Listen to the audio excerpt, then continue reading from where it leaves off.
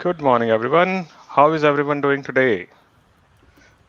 Everyone excited for another week of BeSA program? Everyone okay? So I have my wonderful colleagues with me. Today we have Alex and Prasad who would help us today in the afternoon. After in the last 30 minutes, we will discuss lots of interesting stuff. Hopefully everyone is enjoying. We are really fortunate to have you all here still with us because now signing up for a program is easy, but to continue it for a longer period, it obviously a challenge and it requires a commitment. So we appreciate the commitment you have. We try to help as many as we can, and we are trying to see how we can scale this program so we do not limit 20 people. Still haven't finalized, but soon we would have some news for you, and probably it would be favorable news for everyone. So probably we won't be needing too much filtering, but we'll see how it goes. So we can see a lot of people still joining in. Let's give it few more seconds. How is everyone doing? Everyone following along about the exercises we are sending or the projects we are sharing with you. So hopefully everyone is doing okay. And let's get started with the new concept for today. So today I am going to discuss about IAM, and Prasad and Alex would join us later and we'll talk about how to implement IAM in a solution, and Prasad would walk us through some of the ways to build a career path on it. So let me bring up the slide deck and we can get started from there. Right, please keep your questions coming. We will try to answer as many as we can. And if we are not able to answer any of them, feel free to send us LinkedIn messages and we would be happy to answer it from there. Should not be a problem. But we want to answer as many as we can. And if you are having a job in AWS which you feel you are much aligned to, feel free to share your resumes and the job ID. We would be happy to internally refer you, and if you get selected for interview phase, we don't mind helping you with your one-to-one discussions about how to face an interview and what are the things you should take care when you are doing an interview with AWS. So we would be happy to do it. We can only submit your resumes if you haven't submitted it yourself.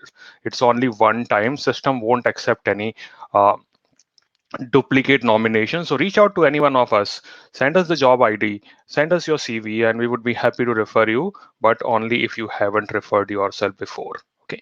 And if you get call, we can help you in that case also. We may talk through the process of interview, what things to take care of. So we want to help as many as we can. Okay, good. Thank you. Now I'm going to start my screen sharing and then probably you should be able to see more stuff. Let me switch off my camera view so that I don't bore you and you can focus on the screen itself. So we are focusing right now on the IAM. We are on week number 5. Hopefully everyone can see the screen. And what we are going to discuss today is about AWS IAM, Identity and Access Management. Then Alex will talk us through architecting for security, like when we are building an architecture, how we can keep on adding security components there. And then Prasad would walk us through how to create your own 6-month cloud learning plan. Obviously, nothing works without a plan. So we need to have a plan and we will help you to understand what are the common steps you should take care, how to stick to a plan, how to derive a plan as per your skills. So this is what we are going to discuss today. It would be recorded, so we would be able to post it on YouTube after some time. So give us little time and we would be publishing exercises for this week also. I'll share some more content so that you can learn and go a little more deep into IAM. Let's get started now. So a quick question. If anyone has used IAM before, what is the first few things comes to your mind when you say, hey, I am using IAM? What is the use for this service called IAM, Identity and Access Management? Let me know what your thoughts are. Why you think IAM is easy? IAM is a global service, exactly, Azam. That's true. It's a global service. Yes. Role management. Yes, we do role management on that. Isolation, security, roles and policies. Doorman. I like that word. User access, access rights, and then accessing the access. Wow, that's nice one. Security, triple A, exactly. Triple A, I would say two A's there. We will talk about them in a minute. And then We can do authorization and ACL network concept, but yes, it is in a way possible. Manage privileges, exactly. So these are all the common stuff which we can do with IAM. So we'll discuss about all these stuff.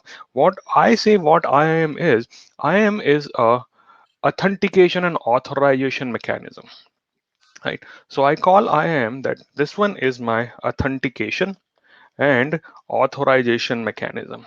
What we mean by authentication? Authentication is basically when we want to verify that what we say who you are. That is authentication. What is authorization? What can you do? That's what authorization is, right? Now, as I can't explain anything without analogy, let me try to explain it through analogy. Now, as soon as let's say you are entering into a country and you are into immigration, when you go to immigration desk, what you do, you present your passport or your travel document. That is saying who you are. It has your picture, it has your name, it has your date of birth. So that document is saying who you are. That is basically doing authentication, right?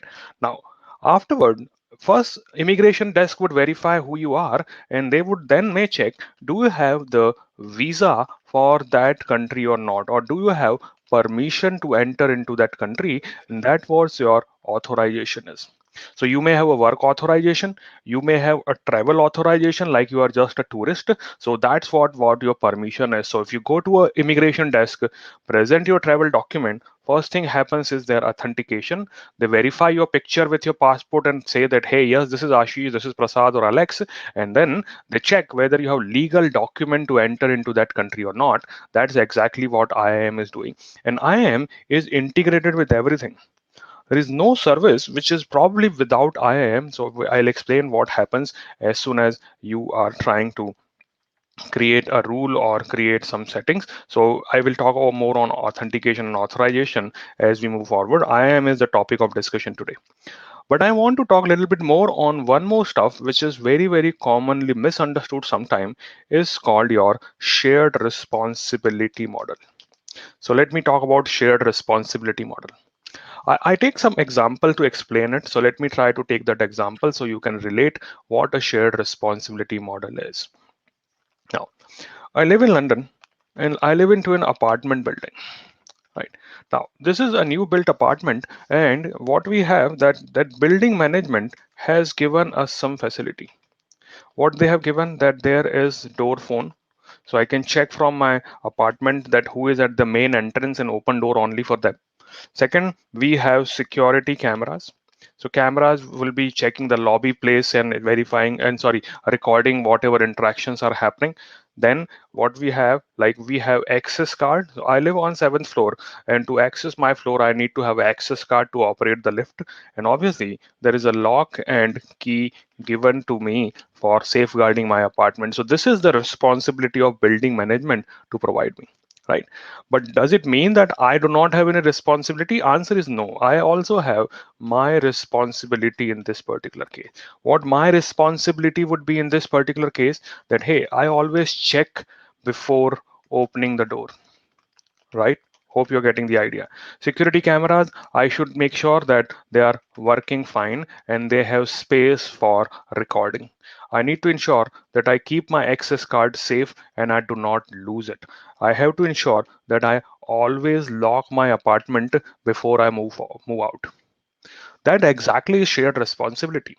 So they are responsible to provide me the tools and the services like door phone, security camera, access card, and I need to ensure that I use it for my benefit and ensure that I am able to safeguard my important stuff, and that's what my responsibility is. So you can't blame if you kept your door open without putting a lock, then you can't blame that hey, you didn't provided a lock.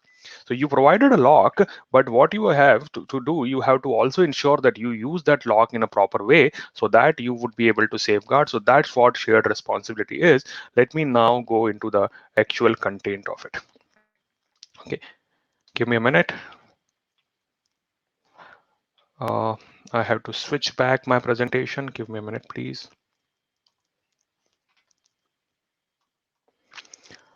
Keep your questions coming. We will try to answer as many as we can while we talk through this process. So this is what a shared responsibility model is. What we are trying to present here that AWS is responsible for managing the security of the cloud.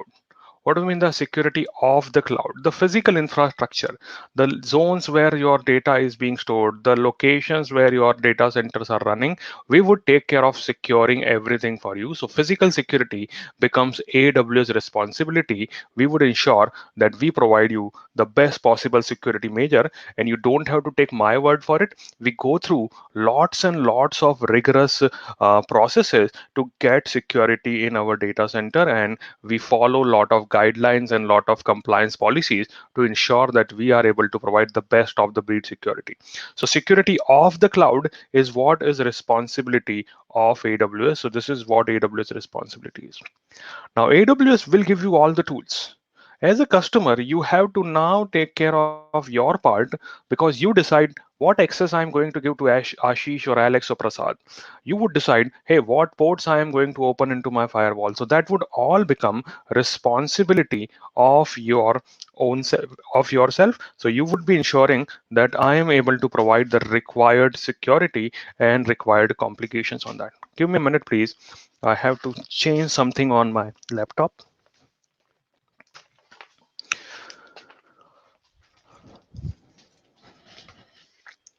Probably you are seeing a blank screen, so give me a minute, please. I'm trying to fix it.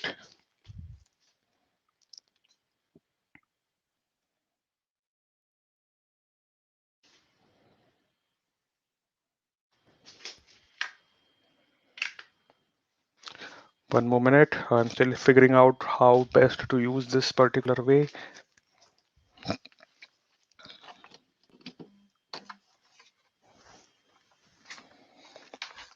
Yep. Usually I prepare things before 30 minutes. Yesterday night I could not sleep, not sure why, and I didn't get my preparation time. That's why Prasad also told me that, hey, Ashish, you look little off today. Yeah, that's true. But hopefully I would be better now. Give me a minute more. I'm trying to connect all my stuff back. Take your time, Ashish. No rush at all.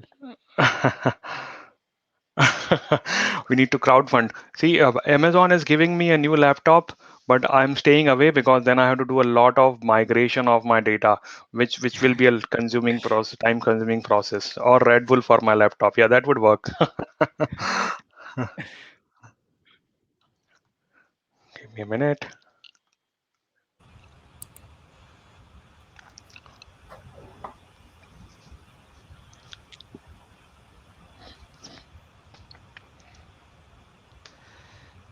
Okay, sorry for that. In SSOs, AWS uses Windows Active Directory for authentication and authorization. I'm checking some questions. Shamshul, it depends. You can use Windows Active Directory if you want to, but SSO has its own directory services. So you may utilize that also if there is a need for it. So that is also possible. You should not be a problem. So you can use both of them. No issues at all on that.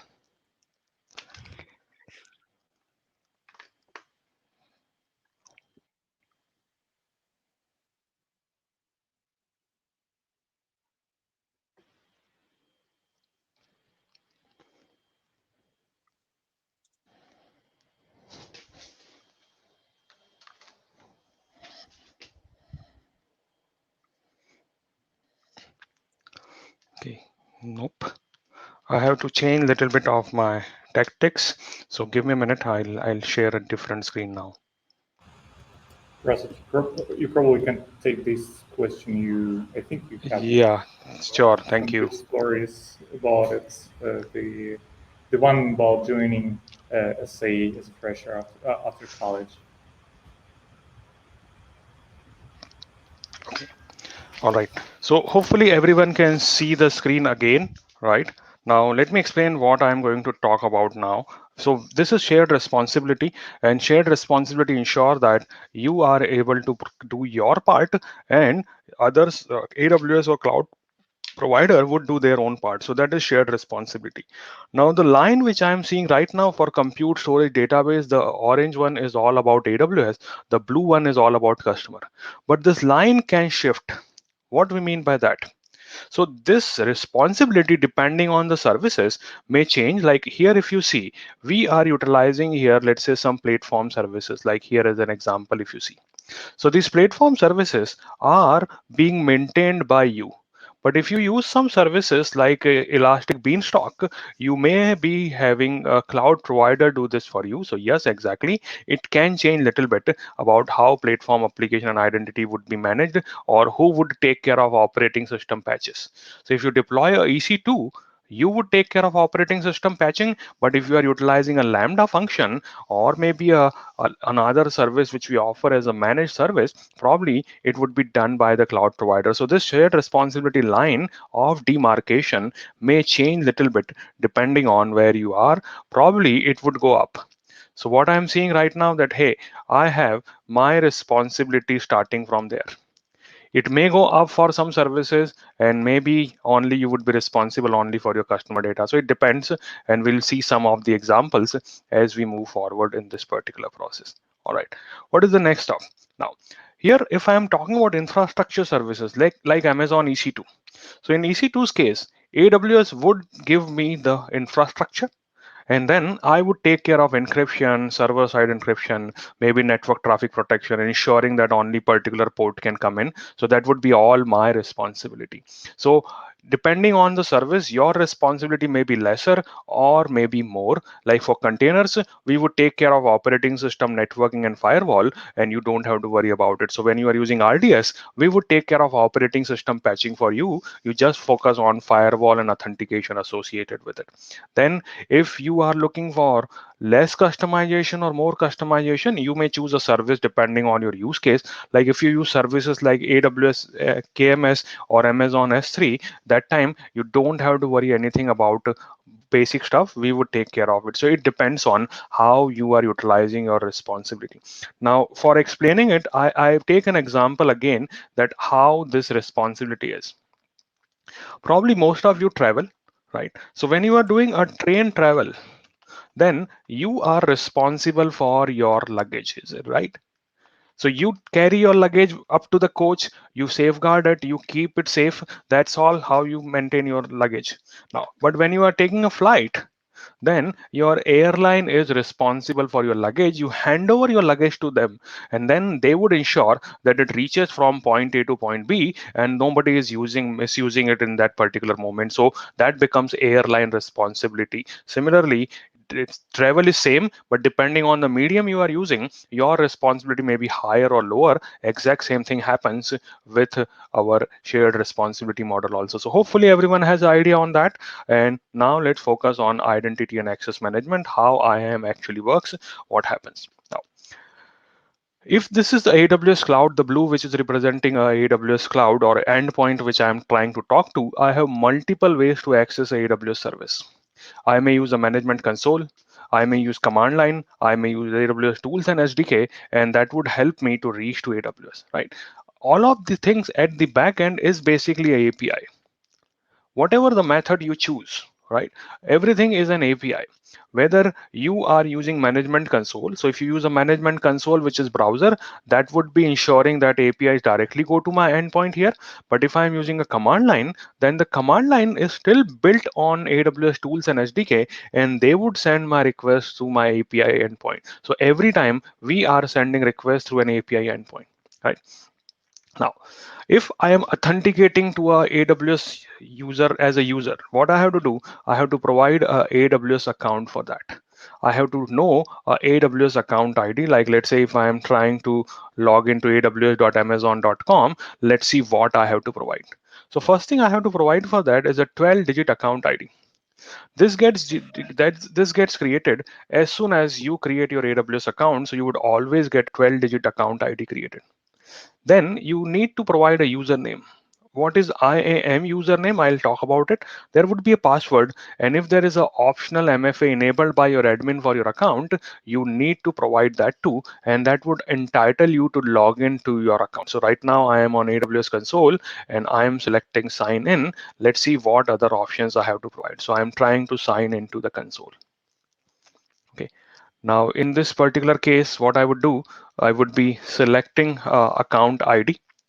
I am going ahead with this. So see, this is my account ID 739 something. I would provide a username here. That is my admin underscore ash username, password, and I would say sign in.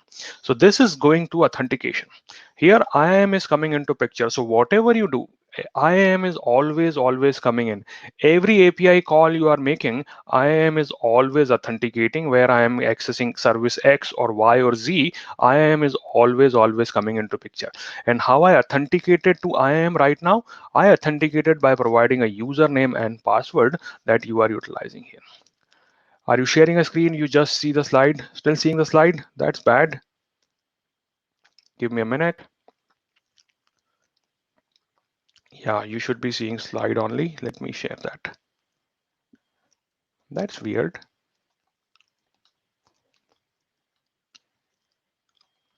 I'll stop screen sharing and start it again.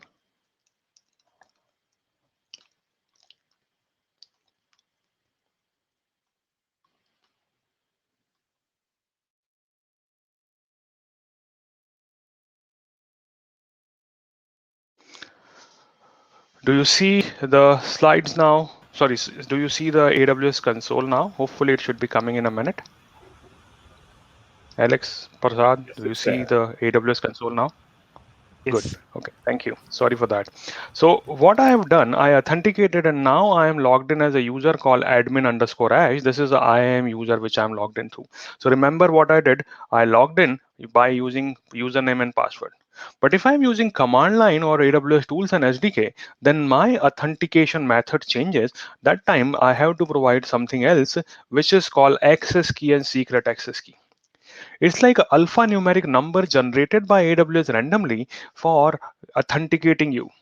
So anytime I have to use a CLI or I have to use a API, or let's say I am here having a screenshot of using PyCharm, that is where I have to provide an access key and secret access key. So that would be required for my command line access and my AWS tools access. So we'll see how it actually works. Let's go ahead and create a hypothetical situation so that we can learn about IAM. IAM can do a lot of things for you.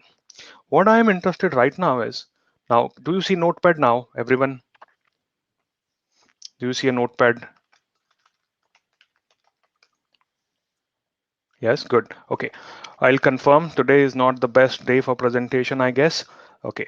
Now, what I'm going to do, I am going to the hypothetical situation. I would be creating, let's say my task is to create some groups, some users, and give them some permission. This is my task given to me by my manager, and we want to create and use this task. Let's see. My requirement is I have to create a dev group that would be made up of two developers, D1 and D2, and they should be given a permission to perform things like they can do S3 full access and they can do EC2 full access. That is my requirement. Okay, this is developer group.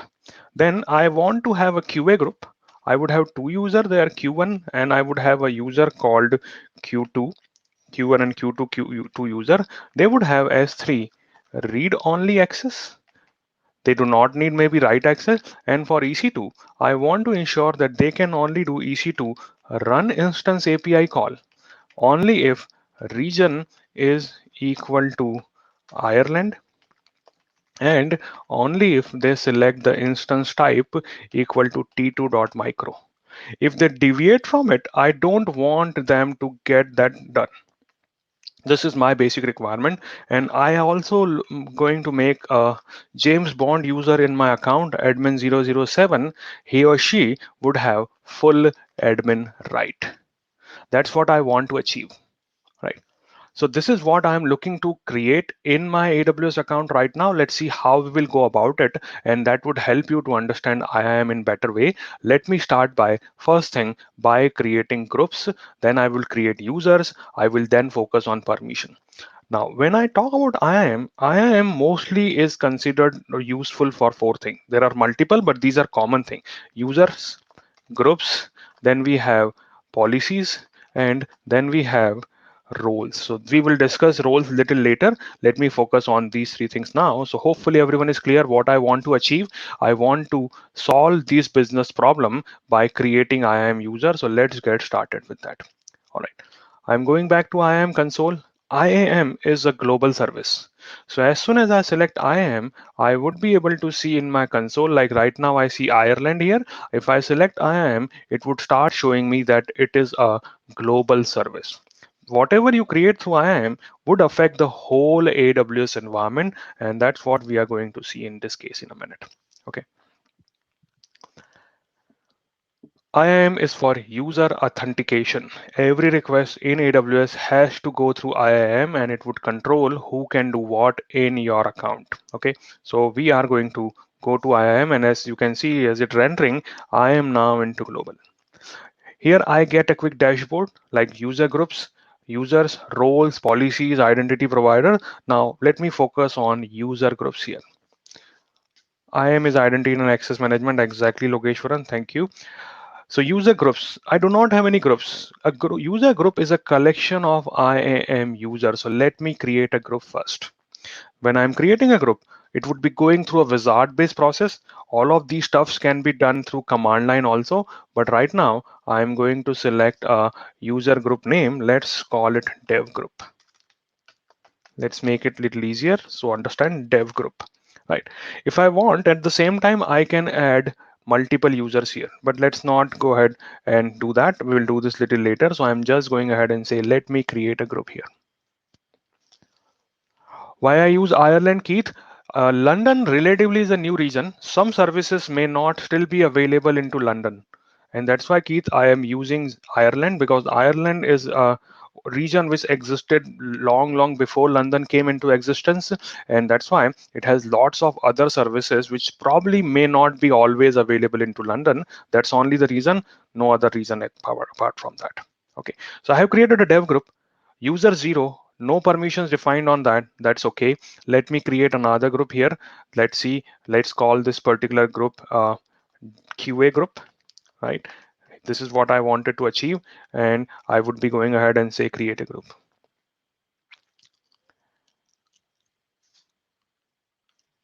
Okay. So dev group and QA group. These are the two groups I have created. Now, next thing I am going to do is create users. So I'm going to create users here. This is my user section, and I would be able to utilize users. Let's add users. Now, let's see how the users are created. So when I'm creating a user, I would be given a choice. Hey, what kind of access you want to give to this user?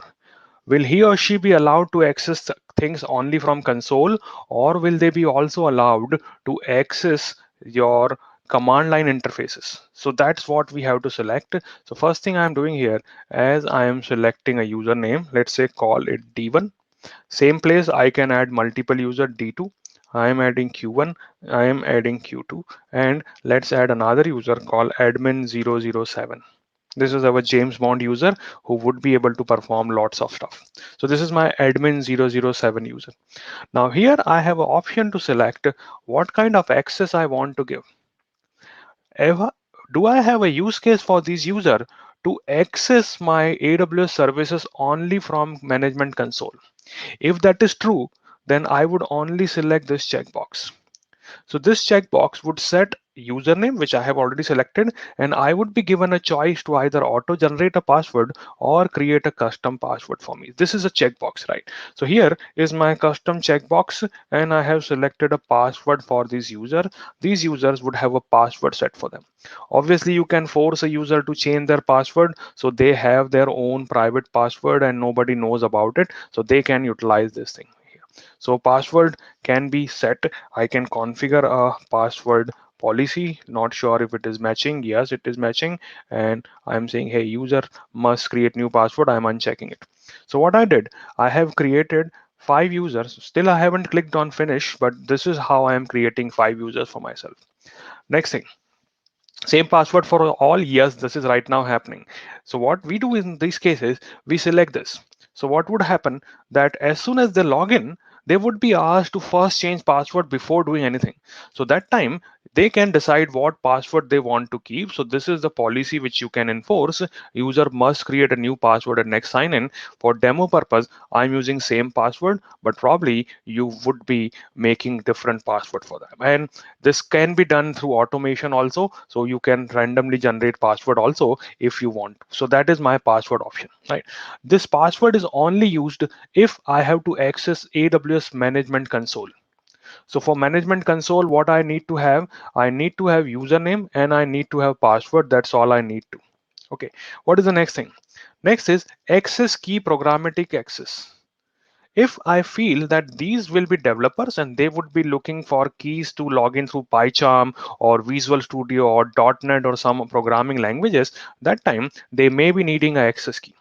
Access key is made up of two parts. First is access key, and there is a secret access key. So this is similar to username and password, but instead of I selecting that access key and secret access key, AWS randomly generates it for me.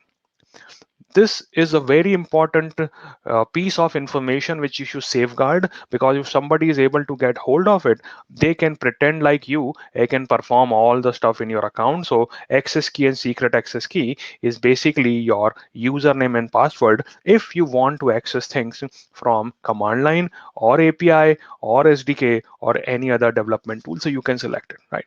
Hopefully everyone is clear. I have selected 5 users. I am giving them both type of access and I am setting a password for them. Let me say no, I want a custom password for them. Let me set up again if we have, yes, and I can say, all right, now let me go to next. So I go to next permission. Right now, I am not giving them any permission. I am just creating users. Later, I would give permission so that I can walk you through the process. But same time, you may add users to the group or copy permission from existing user like a template or attach existing policies. So we'll talk about that. So right now, I have created these 5 users. User has no permission. I have been given explicit warning. I agree. By default, when a user is created, they would have no permission at all. So I have just created 5 users for me without having any permission. Right. So hopefully users are ready. How users log in, their URL for login would be little bit of difference. See this. What they use, user with management console access can sign in from this. This is your URL which user would be using to sign in. Can anyone tell me what this first number represents here? What is this HTTPS and a number representing here? What this number is all about? Account ID, exactly. This is the account ID. So it is showing me that who is this account belongs to. What is the account ID? AWS account ID. And when you log in, you get authenticated from that. This is root account. Root account is email address, I would say. It's not root account, but it is a AWS account ID. So if somebody wants to log in, what they can do, they can take this URL, go to a browser. Let me open a browser here by in incognito window and say, hey, I want to log in. So this would provide me a prompt only for that particular account. So I'm logging in and I have selected it. What it would do, it will auto populate account ID for me. See this. Now I can provide a username, let's say D1, and I can provide the password which I have saved for that particular user. Can you create alias? Yes, you can create alias for that, Jatin. Yeah, that is possible. Now, question to you, another question. If I click sign in, will I be allowed to sign in or not? Because if you remember, my user has not been given any permission at all. So what I'm trying to do now, I am using that URL, putting the username and selecting password and say sign in. Let me tell me please what would happen. Will I be allowed to log in or not? Let me minimize it. Nope. Yes, you will be allowed to sign in. I'm getting different answers here. All right. You will be allowed to sign in by default, no permission. It will allow exactly. Now, see, differentiate between authentication and authorization. If I'm a user and I have a password, I am a valid user. I'm a valid user holder for password, and all of these things are available to me. So I can log in. So authentication done. But do I have any authorization as of now? Answer is no. So I can access my Amazon Management Console, AWS Management Console, but I won't have any permission at all for checking anything. Let's say I go ahead and say, hey, let me check my billing dashboard. Let's see what happened. So I'm trying to log in as D1 and trying to access billing authentication, billing management. We'll see what message we get in the particular moment. So for every API call, request would be checked. Is this user having requested permission or not? If not, see this, it says you need permission. I do not have permission. So I am authenticated. I am a right valid user D1. I am into belonging to this account, but I do not have any permission. So next task would be to give permission to this user. And then there are multiple ways of that. So it's because you do not have permission. You can't perform any operation, but you are still a valid user. Okay. Now, what I also see here, I see access key ID on the screen and secret access key. This is an important screen because this secret access key is shown only one time. If you navigate away from this, you won't be able to again access secret access key. You should be able to create another one, but won't be able to see that thing again. So it is a one-time display, and if you want, you can download that as a CSV file, but make sure you keep it very safe because it is keeping your information into a plain text format. So if I'm going ahead and keeping it on my desktop, this is basically a way for me to keep my username, access key, and secret access keys in a plain text format. So I would stay away from it. So how it looks like, let me keep this for future references just in case we need it. So I'm keeping it for Q2 user. This was the access key ID for Q2, and this one is my secret access key. Now, why I'm displaying it here? Because right now I have not given any permission. So even if somebody is able to access this thing, they won't be able to perform anything because this user is not having any access key. And I would be obviously disabling it in a minute. So this is my access key and secret access key looks like. I can click on close. So my users are ready, but they do not have any permission as of now. Let's work toward giving them permission. So what I achieved so far, if I go back to my requirement, I created users, I created groups, but I have not established the relationship between user and group. So let me now add these users into their respective groups. That's what we are going to achieve. Okay, so coming back to IAM, I would select my users, and through those users, I would add them into group. There can be multiple ways of doing the same stuff. You decide what works best for you. So let me go ahead to user groups here. So this is my dev group. I have no users as of now. Let me go to dev group and say, hey, I want to add some users here. So this is my users. I can click on add user and I should be able to select my users here. This is my user D1 and D2. And I would say, okay, let me add these two users. So done. Those two belong to dev group. Two users are present into this group. What about my other group? Let's go to my QA group and I would be adding users there also. So I'm going to my QA group and here I would be adding my QA users. Okay, I would ask one question here. Can a user belong to multiple group? All right, simple question. Can a user belong to multiple group? Yes, good. Everyone knows about it, right? So can a user belong to multiple group? Answer is yes. No problem at all on that. Okay, next question. This is the important question. Can a group belong to another group or what we call nested groups? What is your answer here? Right? Good. I'm getting a lot of no's, and that's true. It is a no answer. No. We have a flat structure.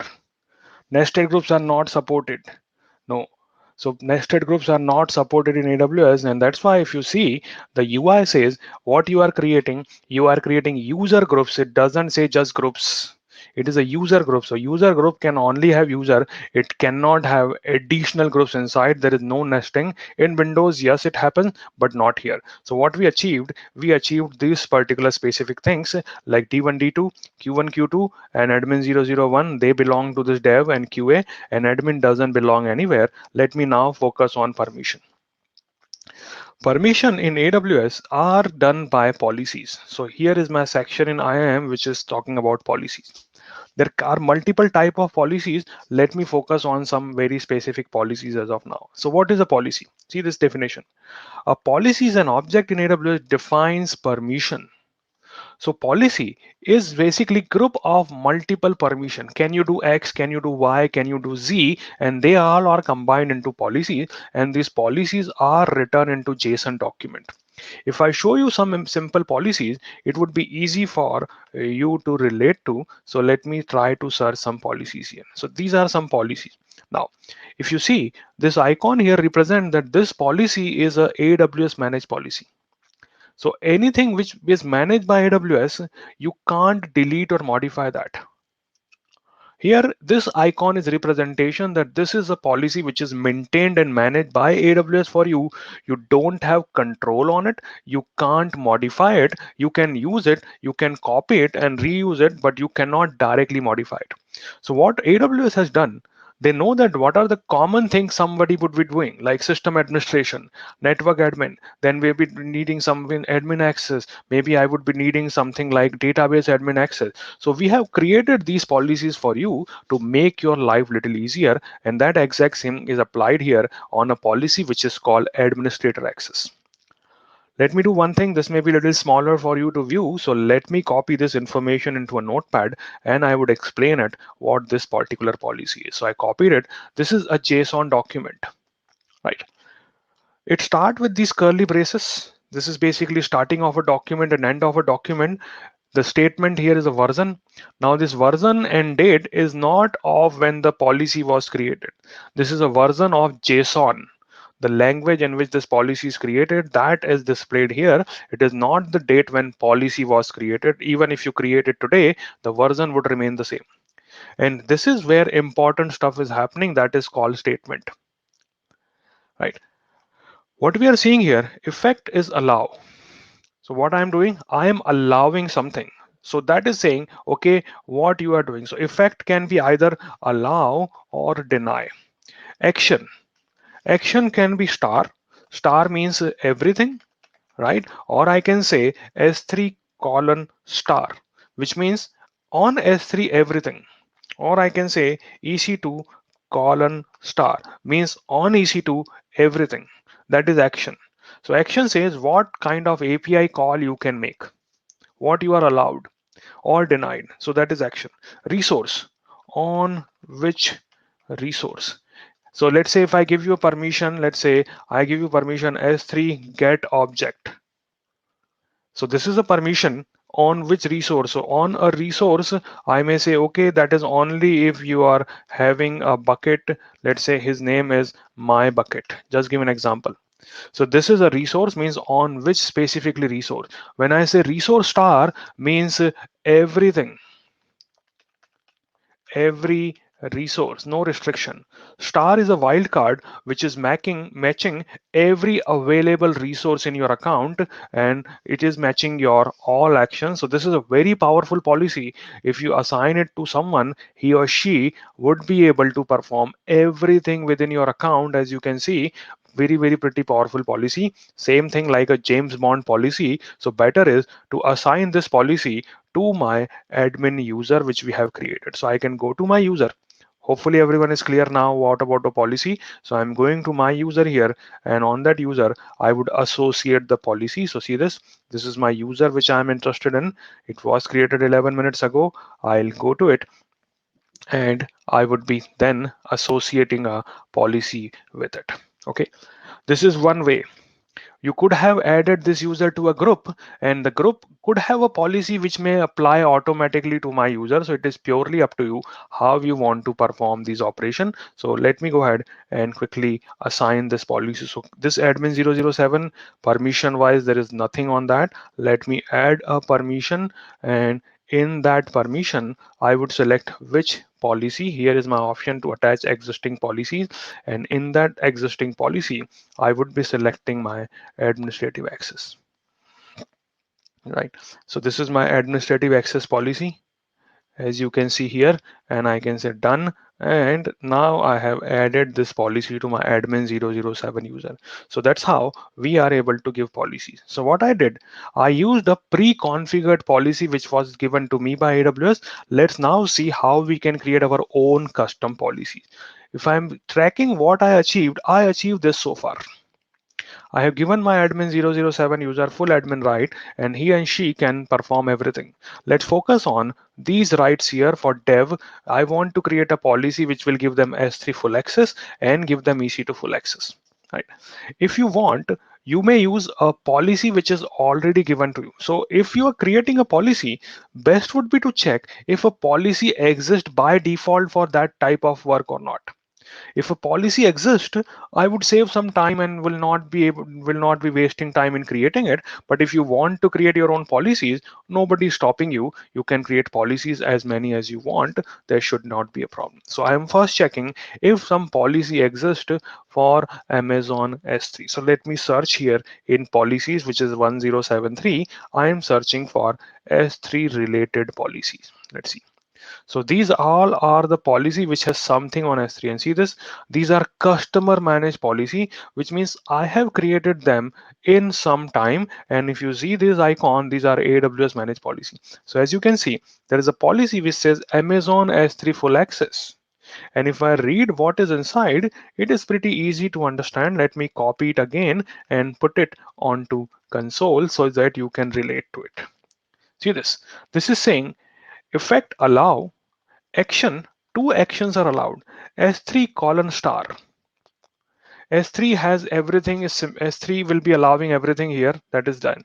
S3 has a new feature now which is called object lambda. So object lambda is also where I am able to allow permission on that. So if I select this policy, that user group or role would have S3 full access, and they would have S3 object lambda full access on every S3 object and every S3 resource. So that's my policy. If you want, you could use it as it is, but if you are interested to write your own policies, nobody is stopping you. You can go ahead and say, I want to create my own policies. So I would be creating my own policies here. So what my requirement is, I want to create a policy for two things. First one is to give S3 access. Second is to give EC2 access. I can create two separate policy and attach it, or I can create one policy and we can attach it. Vijay Singh has a question. Can we edit existing policies? If you are the owner of those policies, if they are customer managed policy, yes, you can. But if it is AWS managed policy, you can't edit that. Right? Only customer managed policies can be edited, not your AWS managed policies. Okay. Now, one option for you to create a policy is to use a JSON. So if you like putting lot of curly braces and brackets and colons and semicolon, go for that. If you do not like that, then you can utilize a visual editor, which would help you to create your own IAM policy. Here we would select something and the result would be a policy created for myself. So let me start by creating a service S3. Be aware about what I'm looking for. I am looking to create a policy for S3 full access and EC2 full access. Either you can create separate policies for these two type of action, or you can combine them into one policy. I would combine them into one and we'll call it developer policy. So which service I am looking for? All the services would be displayed here. I am interested only into Amazon S3 as of now. So I have selected Amazon S3 as a service here. Okay, now see this. So this is my S3 service. What specific actions I want to allow? So in that, I would be selecting which action. I can select very granular way of doing the things. See this. So if I select read, in the read itself, these are individual API call which I can give. I can say, okay, you can only get bucket, you can only get object torrent, you can get bucket tagging. These are all get policies, which is basically a read policy for my object and bucket. I may give you write permission. Write would also include delete permission. So here, if you can see, you can delete object if I give you. My requirement is to give every available action in S3. So I would be selecting all AWS S3 action. If I select this, basically I have entitled everything for this policy. So it is basically representing S3 colon star. 10 list, 52 read, 10 tagging, 41 write, 15 permission management. These are all there selected for me. Now, here is my resource. If I want, I could put a restriction on only a bucket or only on object, but I am making it a little easier right now. I would say no, I am trying to give it on all resources. I don't want to put any restriction. Right? Is it a best practice? Probably not, but I'm just giving a demo here. So I'm selecting it and I can put some condition also. That's how I can create a policy. Once I'm happy with this, I can go ahead and say, okay, I am looking to add more permission also. Remember, I have to give S3 and EC2 permission. So in same policy, I can add additional permission. Right. So what is an additional permission I am giving? I am choosing a service here. This time I am choosing a service which is called EC2 because that we can utilize it. Right. So we are utilizing here EC2 instances. This is my EC2 service. What kind of action I want to allow on EC2? I am being little generous here. I would say I want to allow everything here. Right now, I don't want to put any restriction. So I would say, okay, I am going to put all EC2 action in this particular case. So all EC2 actions would be allowed to my user as of now, should not be an issue. All EC2 actions. Okay, done. And then I can say, okay, on any specific resource, probably not. I am looking to provide this on all the resources. So in this section also, I should be able to select every available resource. So I see this one. This is a long list of resources, and I can say not a specific one, but on all resources. I could be specific to a one EC2 instance if I need to, or one EBS volume if I want to. I'm not putting any condition, and I'm happy now. Let me move forward, give it a name, and we will see that in a minute that how this policy looks like. It would have two statements inside, one for EC2, one for S3, and we'll see how it actually looks like. Let me give it a name. Let me call it 00 dev policy because this is for my developer. This has EC2 and S3, and I would say let me create a policy. Okay, so EC2 and S3, that's what I have attached into this particular policy statement. We'll see in a minute that how this policy actually looks like. So I've created a policy and it would be displayed to me. I'll show you a JSON inside that how that JSON looks like. Okay, give me a minute, let this come.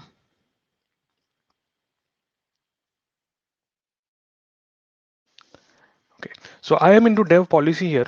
This is the policy we have created. And if I read it and let me copy it for easy viewing here onto a notepad so you can all relate to what we are trying to do here.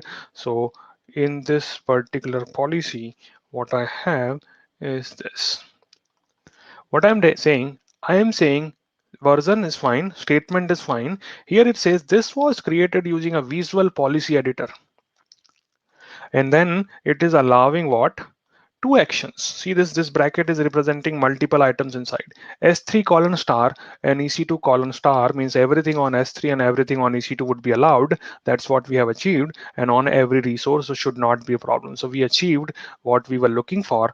But policy creation is one thing. Next thing is you have to attach this policy. Unless it is attached, it is of no use. So what we have to do now, we may have to attach this policy to a specific group or user. I would attach this to the group, right? So I'm saying I want to attach to whom I want to attach. A policy can be attached to user, could be attached to a group, could be attached to a role. We haven't discussed roles. We would talk about that in a minute.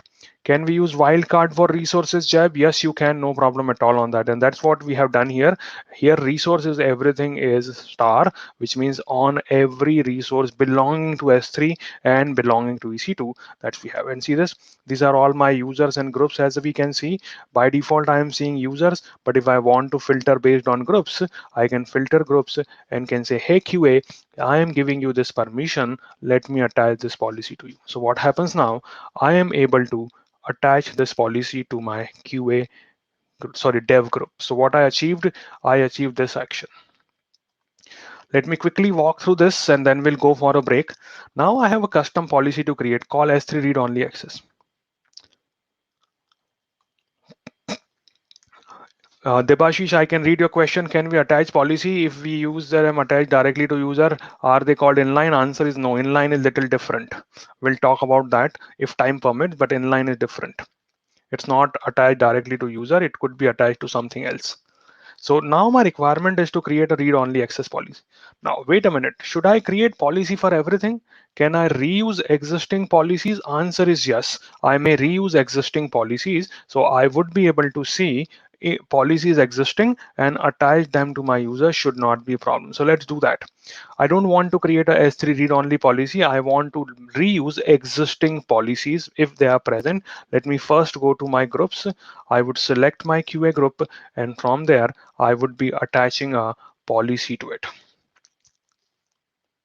Okay, now I am having permissions here. Currently, I have not given any permission. Sorry, I have by mistake attached dev policy. If I had made a mistake here, I could remove it. This is QA group. I don't want to attach the dev policy. Let me now attach a policy here. So I'm adding a permission by attaching a policy. What policy I want to attach? I want to search for S3 policies. What S3 policies exist? These all S3 policy exist, and one of them is my S3 read only access. What this policy would do, if I go ahead and put it again on Notepad for you to view properly, what this policy is going to give me, it is going to give me some specific use case. S3 get, S3 list, S3 object lambda get, S3 object lambda list, and resources star. Everything related to get and list and object lambda would be allowed in this case. So this is a read only policy. I can use this existing policy and attach it to a user instead of creating my own policy. So that is also possible. I could select it. This is my policy. And now I can say, hey, I want to attach this policy to my group, my QA group, and I have selected this policy and I would say add permission. So one part is done. I am able to give my QA all permission related to Amazon S3 read only access. Now, second task which I needed for my QA was this EC2 but run instance and only run in Ireland and only instance type T2 micro. So obviously this is a very specific requirement. I don't think a policy by default exists. So what I have to do, I have to create this policy and I would be then creating this policy so that you can see how customization can be done into the policies. So let me go to policies.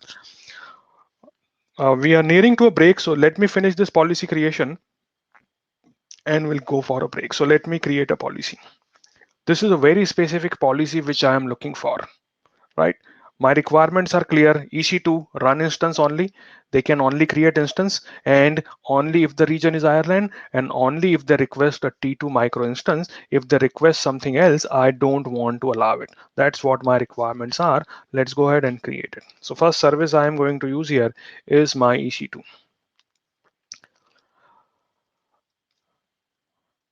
Okay, so this is my EC2 service. What action? Now I want to use a specific action that is called allow them to create instance. And for that, the instance action is called run API call. So if I select here run, whenever somebody goes into console and say, I want to create an instance, the API call at the backend, which is done is called run instance. So what I have done here, I have selected this run instance API call. Only this much allowed, nothing else.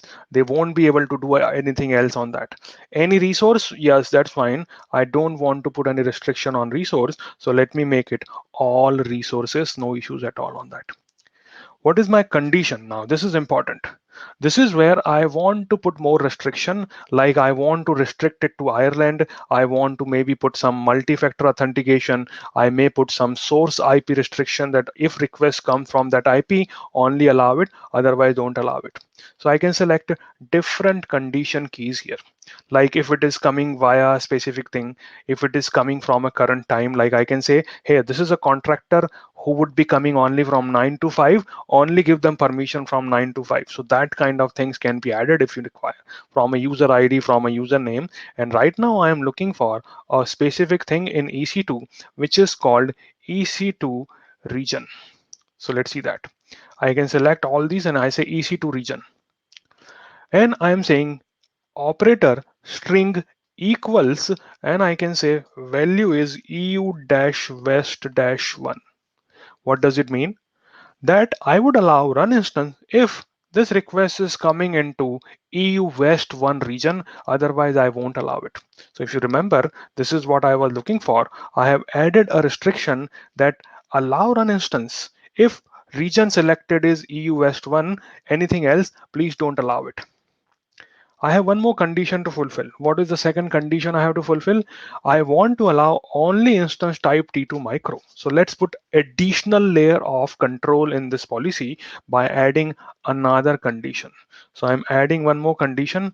This time it is on EC2, and this time I am looking for a instance type, not image type. I am putting a instance type restriction. Now here I can say string equals means exactly match. Yes, it is case sensitive. Yes, Vijay, it is a case sensitive value. So be aware about case sensitive nature. Yes, everything is case sensitive here. Right. So I can say string equals means exact match.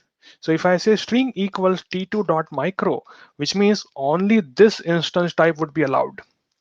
But if I want to be little generic here, I can say string is like, and I can say t2 dot star, which means I have put a wildcard here, which is giving access to T2 micro, T2 nano, T2 extra large, T2 double extra large, whatever is available into T2 family, I am giving access to it. And that's what I am doing to add here. So I have this added here, T2 dot star. Done. And now I am able to create a policy like this. So this is much controlled policy, much specific to my need, and that is much easier, not a complicated one. Can use regular expression? Absolutely, you can use regular expression there. Should not be a problem. It is purely up to you how you want to utilize it. So if you see, I use regular expression, isn't it?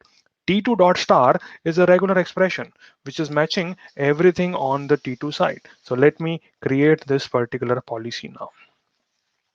Hopefully everyone is following along. I have to give it a name. Let's call it T2 only, and I would say let's create a policy. So once this policy gets created, I would be able to show it to you and then attach it to a QA group so that they would have that specific access, nothing beyond it. You can combine multiple policies on a user or a group. It may be combination of only managed policies, or it could be combination of managed and unmanaged policies or custom policies. It is purely up to you how you want to control that thing. Okay, so now my policy has been created. Let's see this.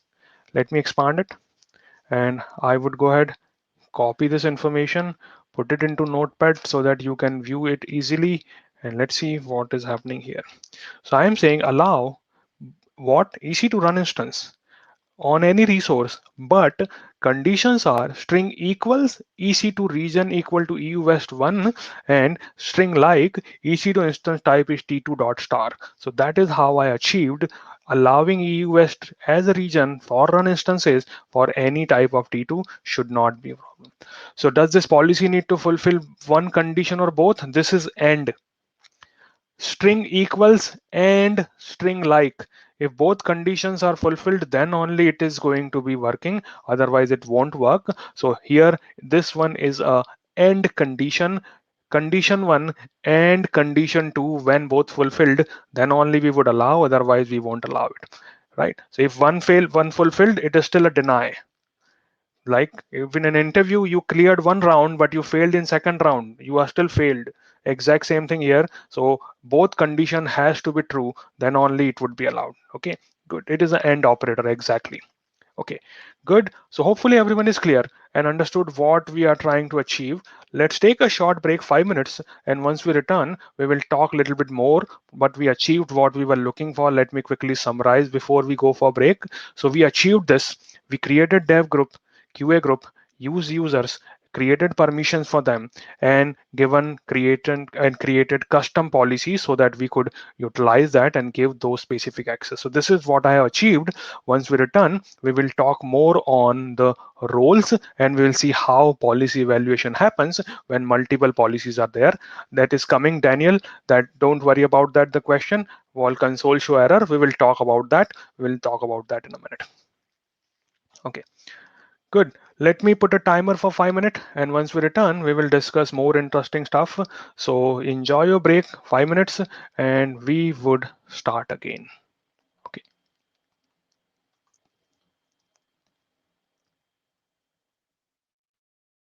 Let me put a timer and let me know when you see that. Okay. So 5 minute timer, and we will be starting soon. Thank you.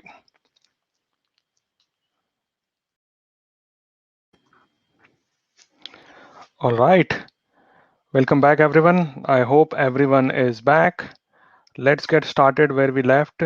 We were talking about IAM, and I'll talk a little bit more on some different aspects of IAM. So far we discussed that what are the ways to access IAM, and we discussed what is a user, what is a group, and now I want to focus on the policy evaluation.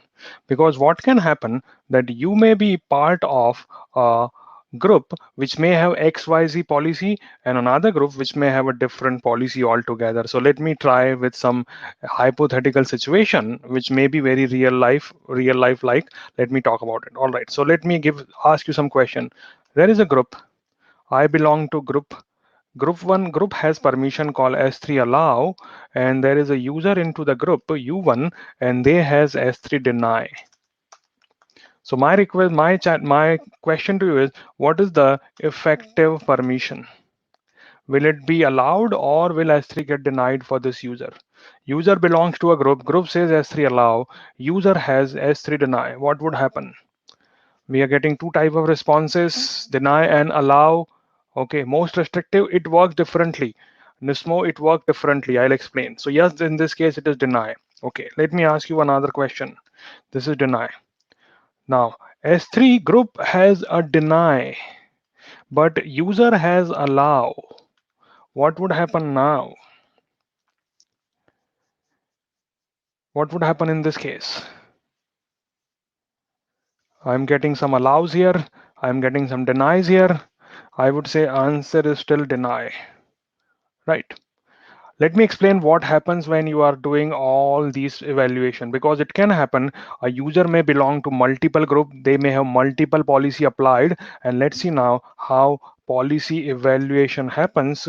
IAM policy evaluation logic. Let me give an example of airline so that you can understand it. Let's say you are boarding a flight. If you're boarding a flight, you present your boarding pass, and that executive or airline staff would check your boarding pass and say, yes, you can board or not board. There are a lot of processes going behind the scene we never realize. When you are boarding a flight, some checks are performed. All airlines maintain a no fly list. People who are into some terror list, or maybe who are unruly, or they behave badly in airline may put those people into no fly list.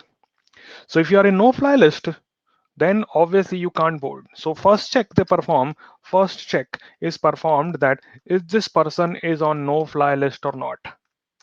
If you are, no further action is required. You would be just blocked. Whatever you are, if you are in no fly list, you have visa, you have currency, you have ticket, doesn't matter. If you are into no fly list, you are getting denied. Nobody will allow you to board. That is first check. What is the second check performed? If you are not on no fly list, then they check, do you have valid travel document? Now that travel document could be just to check your passport. Could be to check the visa you have. Sometimes they may ask for a hotel reservation. Sometimes they ask may for cash which you are carrying or not. So this is the second check they perform. If you have all these, then you are allowed. But then if not, third check. If, let me write down here. So if you are not on no-fly list and do not have travel document, what should happen?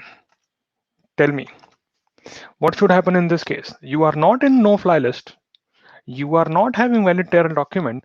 What should happen in this particular case? Should I allow that person to board or you should deny? Exactly, we should deny. Now, how this relates to IAM, let me now explain it. That is going to be denied. Let me explain it now. Let me explain how IAM works. For every API call, all applicable policies are combined, right?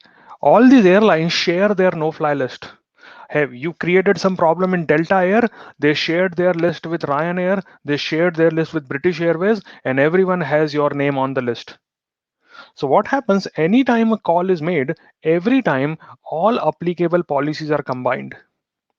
You will get arrested, exactly.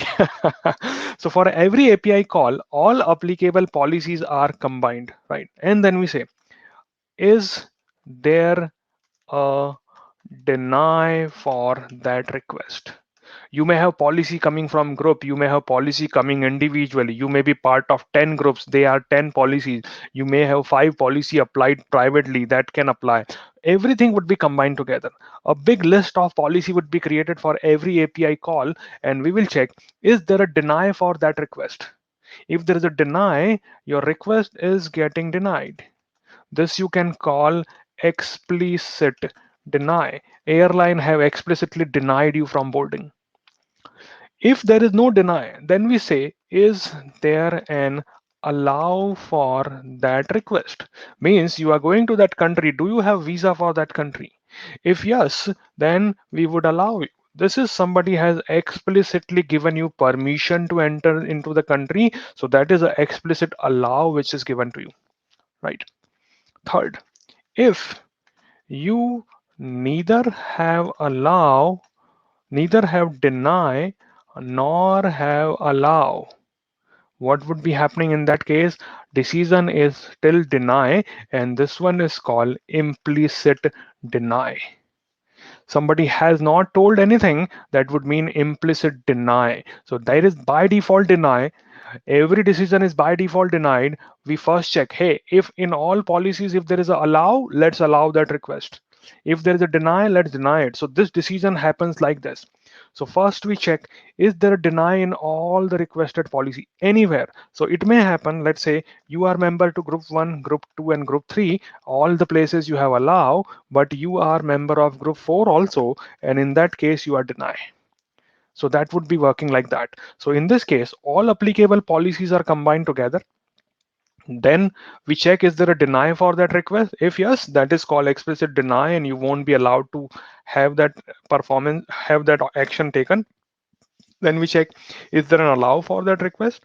If allow, yes, we would be taking care. And if there is neither allow nor deny, then you would be hitting the implicit deny. Same like airline. If you are in no fly list, yes, which means somebody has put an explicit deny for you. If not, do you have valid visa and all? Yes, means a country has given you explicit allow permission to enter. But if you do not have no fly list entry and do not have travel document, then obviously you are still denied. And this I would call as my implicit deny. Right. So this is how happens evaluation of the policy, and always every API call will go through these check. So deny always wins. If you are denied at one place, you would be getting denied on that case. Right. So that's how our permission model actually works. Any questions here? Any doubt? Any confusions on this? Anyone not able to follow along? Now let's see why we need another feature in AWS called roles. Let me explain that. Let's take a simple example. Let's say we have a user, a group, right? So we have this user, and she, sorry for my bad drawing here, she is a manager. And this manager belongs to three groups. She manages three groups. Let's talk about what three groups she manages and what are the permission associated with this particular user for that. So this manager is managing QA group. This manager is maybe managing production, maybe managing other groups also. So this is a person who is responsible for managing multiple groups, and he or she is required to log into different location. Let's go ahead and talk about that, how everything would be working for her. Okay, let's give it a minute, let the bigger font come in, and we'll select it. This is better.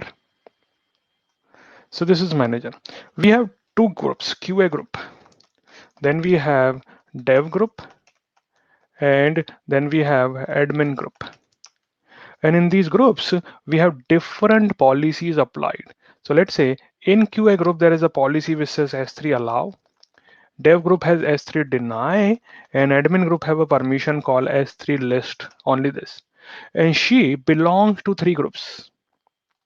Let me try to make sure like this. She is member of these three groups. Now, she issues a call which says delete S3 bucket. My question to you is, what would be the result of this call? Will this be successful or will it be denied? What would happen in this particular condition? She belongs to three groups: S3 allow, S3 deny, and S3 list. All right, right guess. Everyone has guessed it. So that is deny. Now, if she wants to delete a bucket, let's say, so what she has to do, she has to call an admin and say, hey, admin, can you help me here? Can you please remove me from the dev group, because that is blocking me from performing some action which I want to perform. So please, admin, remove me for a while from the dev group. Let me complete my deletion and add me back again into dev group. Now, is it technically possible? Yes. Is it very practical? Answer is no. You can't keep on asking admin, hey, add me in this group, remove me from that group. That is very complicated situation. Instead of that, what we give here something called roles. So roles is basically a temporary access which is given to you. So right now, when I'm delivering a training to you, I am into a presenter role. I am presenting. Later, Alex and Prasad would be presenting, so they would become presenter. Roles are represented by a cap or hat in AWS. So what roles are, let me go ahead and quickly talk about it. So roles is a mechanism which you temporarily assume by which you can perform some tasks. So let me talk about some of the stuff. So in IAM, you can have a user, you can have group or resources, you can have a role. This is a representation of a role. So you wear a hat, like Alex is currently wearing a hat of chat support. In next 5 minutes, he would become the presenter and he would be presenting. So that is how the role switches. What you are doing, you are wearing one hat and removing another hat. At a time, you can assume one role. So instead of this, what I can do, I can say, instead of this manager, let me create a QA role for you. Let me create a dev role for you, and let me create a admin role for you. And instead of adding you to the membership of these groups, I would allow you to assume these roles. You do not log into a role. You assume a role. Like currently, I have assumed role of a presenter. Alex and Prasad are in chat support. Similarly, I may be assuming a role of chat support once Alex and Prasad are presenting. So I assume a role. You do not log into a role. You always assume a role, and at a time, you can assume only one role. Simple example, if you are coming from Linux world, so in Linux, you would be here, right? And you would do your command ls. Afterward, you may issue a command called su, super user. And what it would bring you to, it would bring you to this prompt, which is your super user prompt, sudo or su, right? That is exactly what is happening when you are assuming a role. Because in this case, you assumed and become someone else, finished your work. Let's say you performed some RM command there. Once your work was done, you did exit and you are again back to your standard role. That exactly. Can role assume after other role? Nismo, not a stupid question, very valid question. Think of it. How many hat I can wear on one head? So I can assume one role, and if I assume another role, I am signing out of from that. So at a time, I can wear only one hat. So either I can be QA, and if I say I want to now become dev, so I would be logging off from QA and become dev, and then I would be logging off from dev and become admin. So at a time, we could be able to access only one, not beyond it. Right. So that's how this would work. So question from Cynthia, could you explain the function of access management in a context with a lot of policies and roles? Uh, um, I'm not clear on that question, Cynthia. I don't understand what is access management in context. If you could elaborate, I may try to answer it if we get time. Otherwise, you can send the question on LinkedIn and I would be happy to answer that. So one role at a time you can assume, and afterward you can become someone else. And a good part, roles can be assumed across accounts too. Should not be a problem. So you don't have to always assume role within one account. Let me give an example. So here I am admin underscore ash. In the account we start with 7399 or something. If you see this, these are different roles which I can assume. I can now become a QA admin. I can become a dev admin. I can become a prod admin, and these are representing different account in my environment. So what I can do, I can assume role if the need be. I assumed a role of a QA admin in a different account altogether. I would perform my work. Once my work is done, I would then prefer back to come back to my own thing. So if you see this, right now I am a dev admin. Once my work is done, we would be able to have a switch back, or I can switch to another role, but at a time only one hat on your head, not beyond it, should not be a problem. Right. See, does role overrule the policy of deny? Answer is no. Policy evaluation is same. Let me show that thing into a minute. You will get better answer there. Right. So this is one way. So in IAM, what I can do, I can create these four things. I can create users, I can create groups or resources, I can create roles, and I can create policy. Right. Policies can be attached to roles also. So I can say, if I assume admin role, what can I do and what I cannot do? So policies can be attached to a role, and it would apply to that role when somebody assumes that role. You can attach a policy to a group, should not be a problem at all. Policy can be attached to a user also, that is also not at all a problem. So policies can be attached to a group, to a role and user, and evaluation would be same. If there is a deny, it is denied. What other things can happen? A user can belong to a group, right? We talked about it. So user can belong to a group, no problem at all on that. What else? A user can assume a role, right? I explained to you that I become a dev admin and I perform some of my tasks. So that is possible. You can assume a role if the need be. Should not be an issue. Now, one more thing which we do not have a lot of time to cover, but a role can be assumed by a resource. Like I want this EC2 machine to talk to S3. One option is I can put my credential within that EC2 machine in a hard coded format, or I could attach a role. I could attach a role to EC2 and then it would allow permission for access of S3 resource. Or I can create a Lambda function, give that Lambda function permission to talk to a DynamoDB table. So that is all possible. We could attach roles even to resources like glue crawler, EC2 instances, Lambda function. These all can have their roles assigned. So that resources can assume a role. Role can be assumed by a resource also, and that can give them permission to access something else. And this is what we recommend whenever you have different aspect of access required. So we recommend that resources should be assigned a role which they can use to access other resources. A user can also directly access a resource, that is possible. In some cases, a policy can also be attached to a resource like S3 bucket. then API gateway, Lambda function, they also have a policy attached directly to them that is called a resource policy. Right. So that's what IAM is all about. Let me summarize what the IAM discussions we had today. We talked about what IAM is. IAM basically has four common entities: user, group, role, and policies. Policies can be attached to roles. Policy can be attached to groups.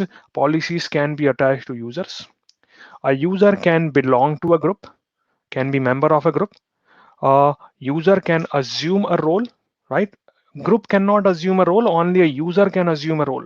A user assumes a role, and a role can be assumed by resources like Amazon EC2 or AWS Lambda function, and that resource can then go ahead and access other resources if the need be, and afterwards you should be able to give that permission to user, and policies can be attached also to resources.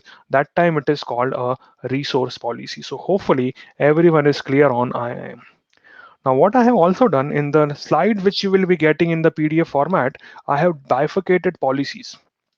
So policies are IAM, there is resource policies. Policies can be inline, policies can be managed, managed can be done by AWS, managed can be by customer, and I have put some more information so that you can understand what these policies are and what they belong to and what is the use case of these individual policies. So I have provided all these stuff. Okay.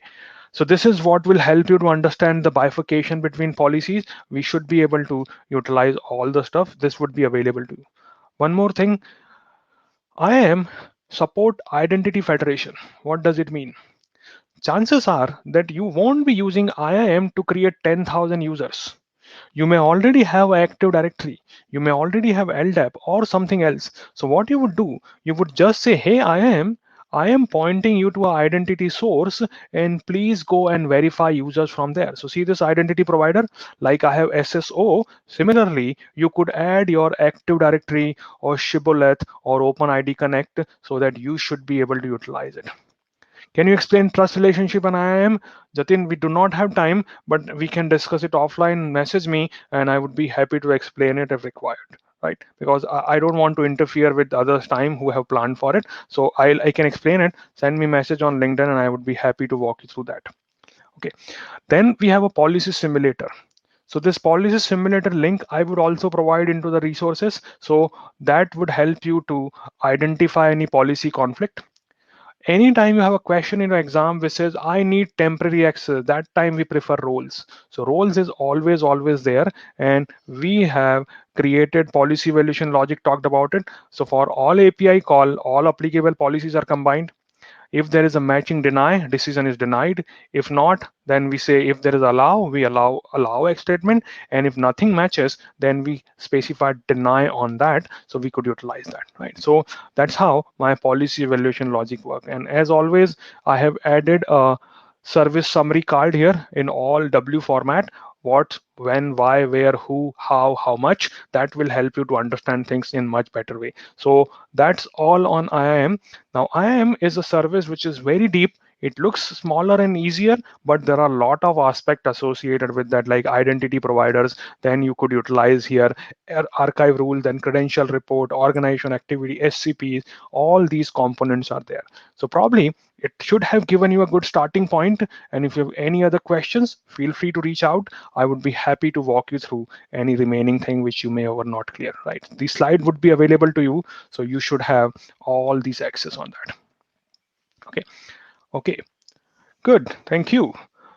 Now I have Alex. So let me add Alex to the chat and we would be then walking through how all these things work. Thanks, Alex, for being with us. I would be allowing you to become a presenter and remove myself from the screen. Thank you. Yeah, All good. assuming the role, wearing another hat now. Ashish, Exactly. thanks a lot for a great presentation, very detailed. And actually, you know, as always, I also learned a few things and refreshed on some knowledge. So what we're going to do today, we're going to make a little bit broader view of what we just learned, because IAM in the end is just a tool, right? So it's not like a goal when you go to the cloud, you're not going like to use IAM. go to build your new applications, you go to build your new solutions, and this is where you're gonna need IAM for your solution in the future. It's not like it's not a goal; it's just a tool to achieve higher security posture and like all the other things Ashish told us about. So what I'm gonna do now, I'm gonna just share my screen and you guys tell me if you can see it, because this is not quite tested setup. So I'm experimenting on you. Great. So the first success, this is already awesome. So what you guys see here is just a recap. So we started this architecture a few sessions ago. Christel started it. The idea is like we are talking about the students who top up their cards, you know, for their lunch at the university canteen.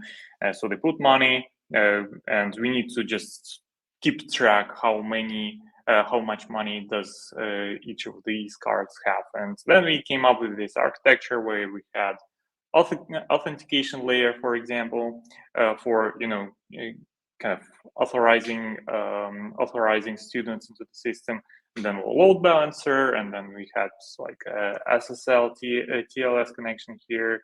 And so this is what this log kind of shows you here. And then we talked about that we are going to have highly available infrastructure and not to get students angry because they can't top up and they can't eat.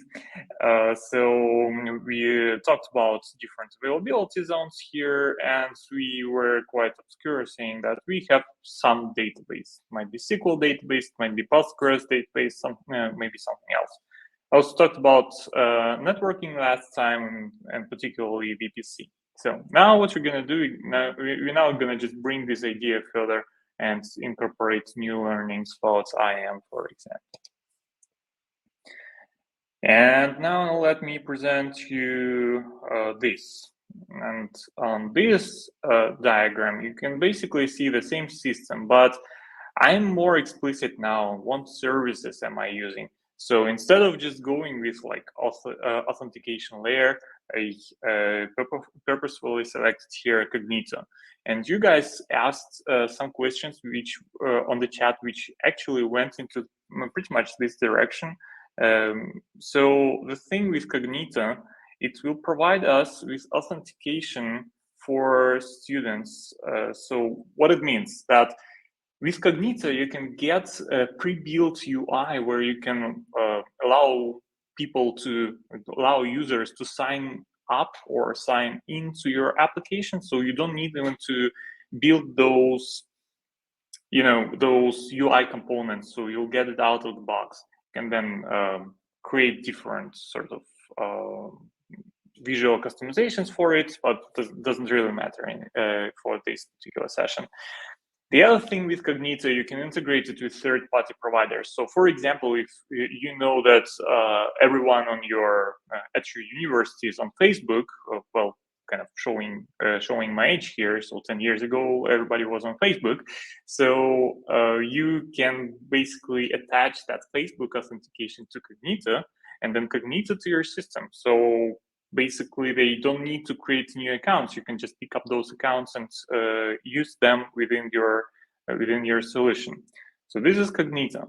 Then when users authenticate to Cognito, they will get like JOT token. So JOT token, I like our industry because it creates abbreviations which you never know how to pronounce unless you know how to pronounce. So JOT token is spelled like this, and it's basically like a sequence of characters which then the user will present to your system, and then the system can validate if the user is genuine enough. And before that, we also had like a load balancer. We were quite cryptical or not that explicit what kind of load balancer we have. Here we can use ALB or application load balancer.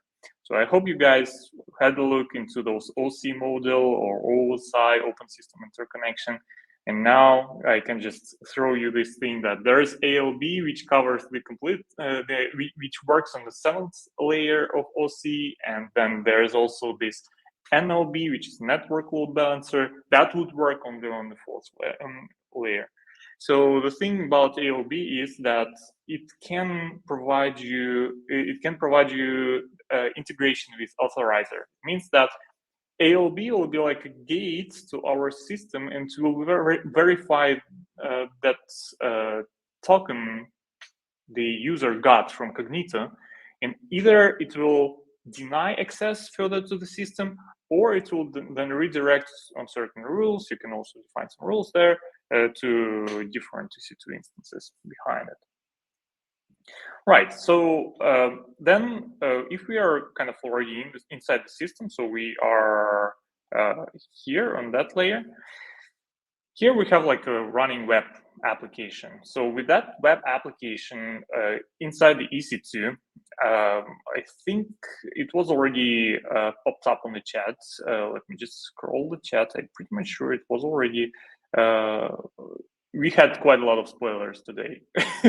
I don't know, maybe somebody leaked a script or something, but you guys couldn't anticipate where we're going with our explanations. Jatin, yes, you said before that it's best practice, good practice to not store the credentials directly on EC2. And that's very right. And this is where I'm also heading to. So in those EC2 instances here, you can basically assign a role to EC2 from IAM, and then from that role, in that role, you can define what this EC2 can do. Inside the EC2 instance, your application can acquire temporary credentials because they just injected into that EC2. And the beauty of it, you don't need to store anything somewhere or hard code into your application. So the rule of thumb, if you have an itch to put your credentials somewhere in the code, in configuration file, hide it in the hidden folder or something like that, think about it. If you maybe you can just assume a role. Maybe you can, if you can't assume a role because your application, I don't know, is something special, then maybe you should use something like AWS Secret Manager. You should just store it, and then your credentials somewhere are safe, and then you should just go remotely and retrieve those credentials. So if you have like an itch to save your credentials somewhere, save them safe, not next to your kind of application or code, save them in a dedicated place. Now, I've also added an S3 bucket. So S3 bucket, we talked about it. It can just store, any data, objects, be it images, videos, and so on and so on. So assume here we will provide, we will save profile pictures of our users, of our students, alongside with their profile. And profile pictures need to reside somewhere. So we will just throw them into S3 bucket, and we will save them there. So our application will need to, maybe serve those images or do like resize, so people just upload 3 megabyte picture of themselves. It's too big. That should be shrinked, and we can do that inside the application, and then we can upload it to S3. So for that, the application inside the EC2 will need access to S3, and this is exactly where you can grant this access within the role. So in IAM, in the role which is assigned to EC2, you will so here the application will assume the role, and then it will have the access to S3. So no secrets stored somewhere inside your application. It will just work. Endpoints here. So we talked a little bit about endpoints already. I think people popped up some valid questions on the chat in the previous sessions. Endpoint here basically provides a way to, from your VPC, to go to S3 without popping up your traffic to the internet, but basically having like a dedicated endpoint and serving your traffic directly from the VPC within AWS infrastructure to S3 and then backwards. Now, the other thing where I'm more explicit here is this DynamoDB. So DynamoDB is basically In this case, this is a concrete implementation of the database I picked up. And the DynamoDB is an NoSQL database, and it doesn't require you to have VPC or to be somehow put into the VPC.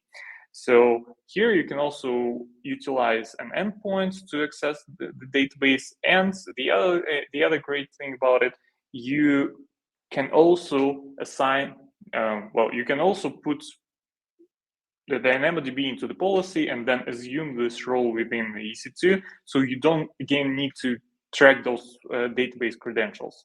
So this is how you would use IAM in the real life, and this is somehow you see our application slowly grows and matures in some sort of way. So if you have questions, I see you have some questions. I'll pick them up. If Ashish or Prasad didn't do it. And with that, I think I can hand it over to Prasad or Ashish. Steer it away.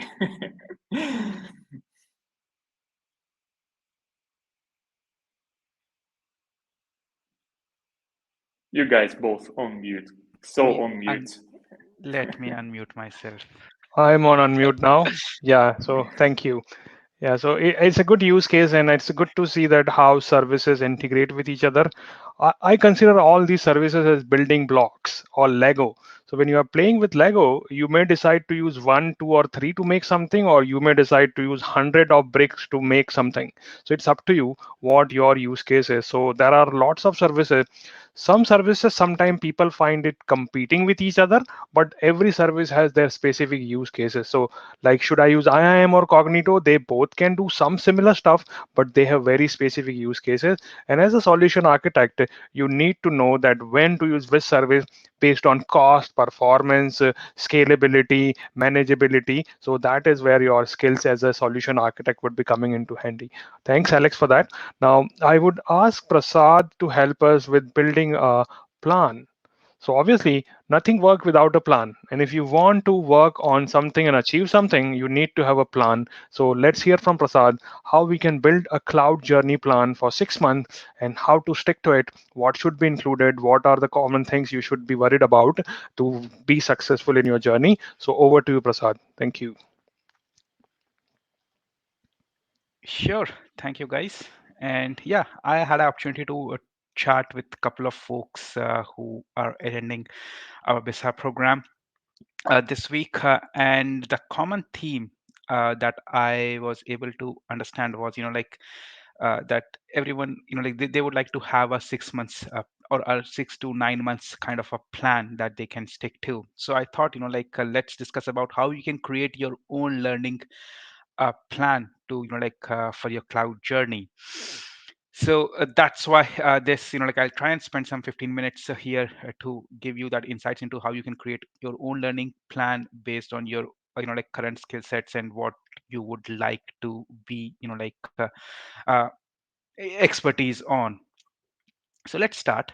I would say the first 3 months, if you're starting new, for the first 3 months, it has to be, a similar learning plan for everyone. Like the first month, go ahead and achieve cloud practitioner certification. Okay, all the resources that I will provide in this particular, uh, a talk would be like free ones that are available, and then AWS official resources, but you can always use like any courses from Udemy or any other, all the courses, whether it is from A Cloud Guru, Wiz Labs, Ryan Kurbin is from A Cloud Guru, Adrian Cardinal, Stephen Marek, Digital Cloud. There are multiple providers. Any courses from them are all good. Feel free to use any of those paid courses, whichever you would like to.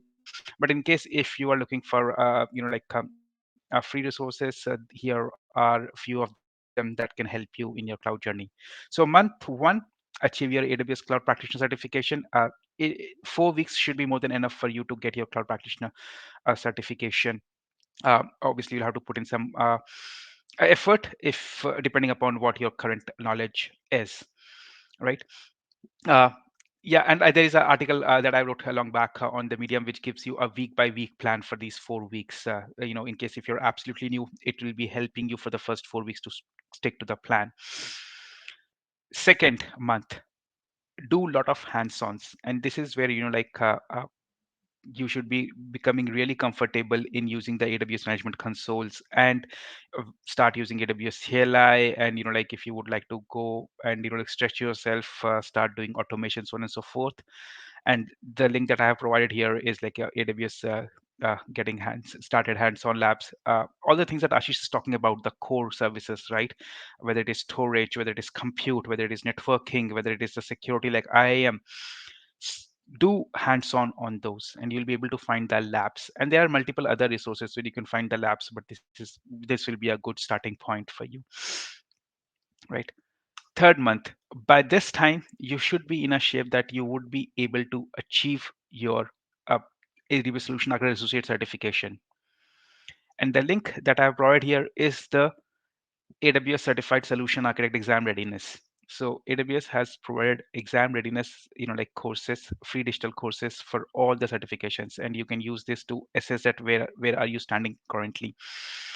And yeah, that should help you in getting, in calibrating yourself, and then seeing where the gaps are and concentrating on those areas to excel, and then clear your solution architect certification. Now, anyone who is who has been working with cloud for some time, or who feels that they would like to stretch more, this is the challenge for you. Achieve all three associate certification goals. Because of my video, probably you're not able to see that stretch word. That's a stretch goal, and the stretch goal is achieve all three associate certifications. Thanks, Ashish, for that. Uh, so that's what I would say. This is what okay, let me share my journey. When I joined AWS, I was pretty new to AWS. It was during the interview process that I took a course from a cloud guru, and I started learning AWS. And I come from a .NET development background. I was strong on that part, but not on AWS. But after joining AWS, when I thought I need to up my game on AWS, that's what my goal was. Like I for the first three in the first 3 months, I achieved all three associate certifications. So that's what I would give you guys as a challenge to do that if you would like. Month 4, this is where you need to understand what your specialty is and where you would like to dive deep. If you have been a database administrator, or if you have been a data like data analytics, or if you have been into machine learning, or in case if you have been in networking, in case you have been into security, based on what your current skills are and where you would like to dive deep, you can always dive build your specialty according to that. And we do have the learning paths already available on the skill builder.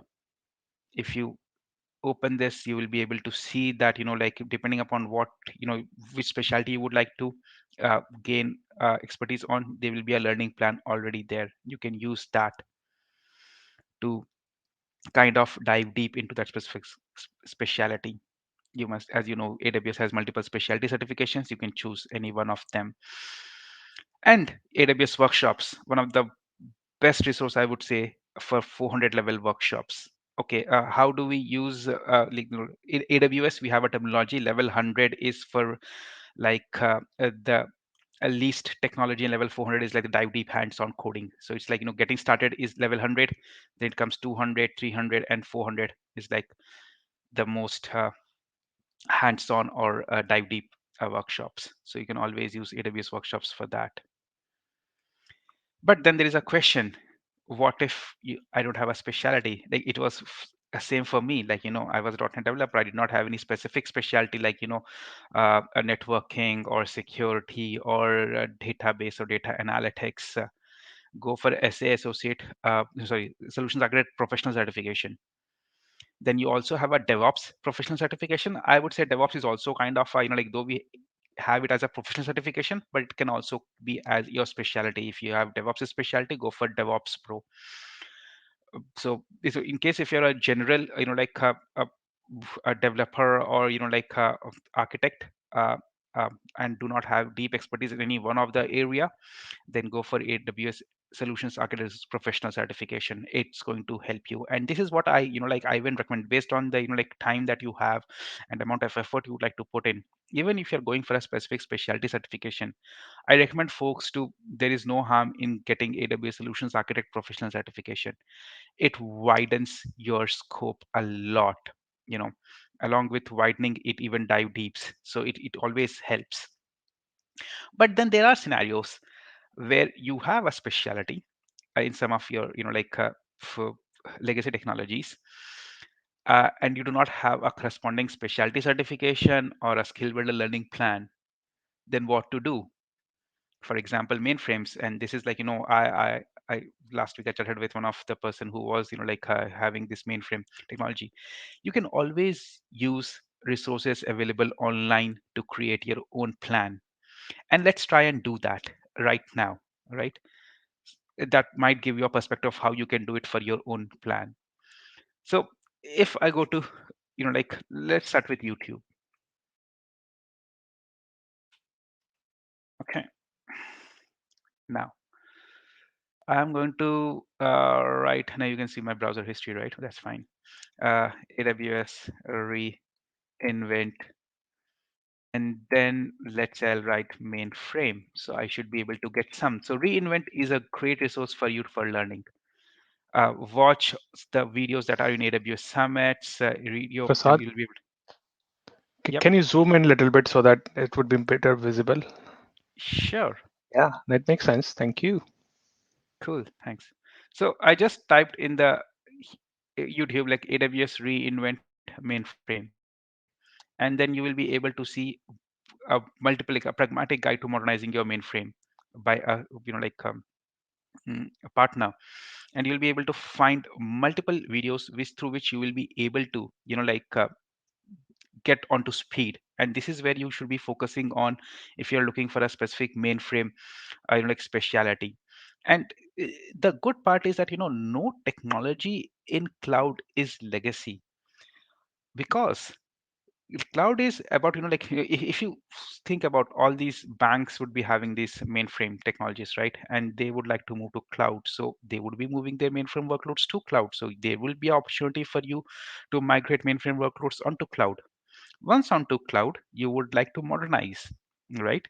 So there will be opportunity for you to modernize the mainframe workload. So all your skills are going to be very helpful. So you don't need to unlearn and relearn them. You can always build your cloud skills on top of them. And that's what helps. So, and for example, let's see, if you want to do hands-on, okay, go to GitHub, AWS samples. So AWS samples and AWS labs, there are two, GitHubs where you'll be able to find a lot of AWS, related stuff. So if I go to AWS samples and in the repository, if I search mainframe, I'm sure you'll be able to find something or the other. So we have got four of them, right? So mainframe, COBOL, CI/CD pipeline, micro focus, a commit code line, mainframe. So there are ways where you will be able to do even hands-on for whatever technology you are looking into, right? And even in terms of roles, people ask me, I have how would I be able to transition from mainframe or any other legacy to cloud? There are roles available. If I go to amazon.jobs, let's say, right, and you will be able to find similar job roles in other companies also. I'm just taking Amazon as an example, and location I'll keep it as London because I am based out of London. So just to filter it down, otherwise we'll be having too much. And let's say if I start here mainframe, see, so okay, we have a mainframe architect, we have a senior mainframe architect, depending upon what level of experience you have, right?